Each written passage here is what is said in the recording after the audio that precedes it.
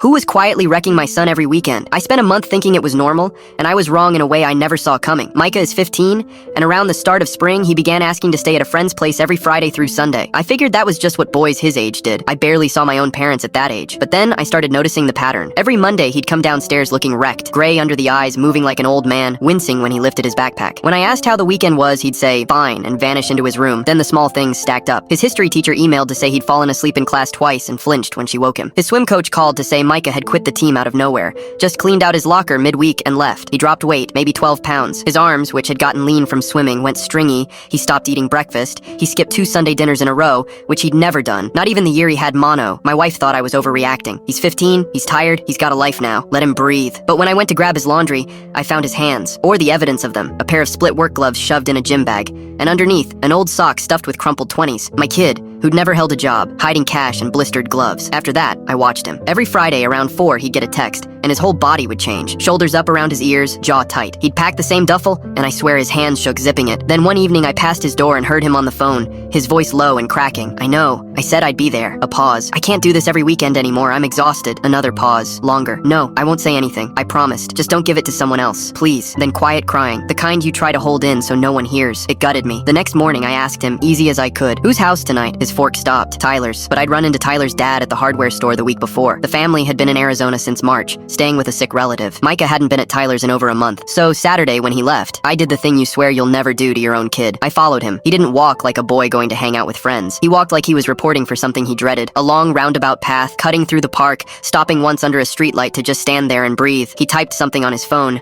and even from the car I could see his hands trembling. Whatever came back made his shoulders drop. Then he kept going. He didn't go to any friend's house. He went to a set of rental units off Bergen Street, and I knew that address because the man who owned half of them was my younger brother, Rhett. I sat there for 10 minutes trying to make it not mean what it meant. Then I walked up and knocked. Rhett opened the door in a dust mask around his neck, sweat on his forehead. "Hey man, didn't know you were coming by." Behind him, Micah was crouched over a pile of ripped up flooring, knee-deep in a gutted apartment, boxes and torn carpet everywhere, his gloves black. "Dad?" His face did something I'll never forget. Half terror, half pure relief. "You've been using him," I said. "Every weekend, for free." Rhett shrugged like it was nothing. "He's earning the Bronco." I told him. "He puts in the work. The truck's his. I'm teaching him something you never bothered to." That was the hook. He'd been dangling his old truck in front of a 15-year-old, working him to the bone on demo crews, and telling him that if he quit or told me, the deal was off and the truck went to someone else. Micah had believed him. He'd been afraid of me finding out because he thought I'd make him lose it. I put my hand on my son's shoulder and told him to get his bag. We left the flooring right where it was. I cut Rhett off completely, and a short formal letter from a lawyer friend made sure he understood the word no. 2 weekends later, Micah slept until noon on a Saturday and came down asking if we could make pancakes.